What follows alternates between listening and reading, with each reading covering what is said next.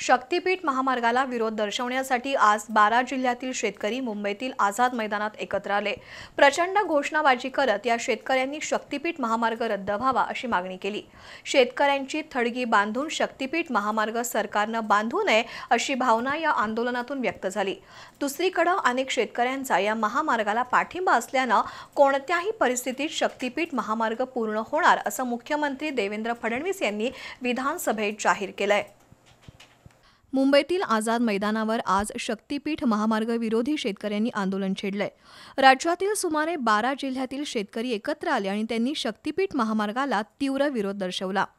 रत्नागिरी नागपूर हा महामार्ग अस्तित्वात असताना पुन्हा समांतर दुसरा महामार्ग कशासाठी असा प्रश्न शेतकऱ्यांनी उपस्थित केला। शक्तीपीठ महामार्गासाठी राज्य सरकार जबरदस्तीने शेतकऱ्यांच्या सुपीक जमिनी ताब्यात घेणार असेल तर शेतकरी आत्महत्या करतील असा इशारा काही शेतकऱ्यांनी दिला। या महामार्गावर अनेक ठिकाणी भरावाचे पूल होणार असल्याने सांगली आणि कोल्हापूर जिल्ह्यात महापुराची स्थिती गंभीर बनू शकते असा दावाही काही शेतकऱ्यांनी केला।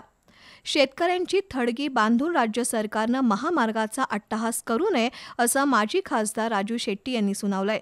या आंदोलनात विधान परिषदेतील विरोधी पक्षनेते अंबादास दानवे, राष्ट्रवादीचे प्रदेशाध्यक्ष आमदार जयंत पाटील, विजय वडेट्टीवार, जयंत अस्कावकर, विश्वजित कदम, सतेज पाटील, माजी आमदार के.पी. पाटील, संजयबाबा घाटगे, गिरीश फोंडे यांच्यासह शेतकरी सहभागी झाले होते। दुसरीकडे मुख्यमंत्री देवेंद्र फडणवीस यांनी शक्तीपीठ महामार्ग पूर्ण करण्याचा निर्धार केलाय। या महामार्गाला अनेक शेतकऱ्यांचा पाठिंबा आहे।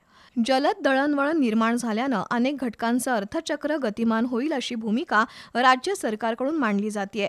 त्यामुळे नजीकच्या काळात शक्तीपीठ महामार्गावरून समर्थनाची आणि विरोधाची धार वाढणार आहे।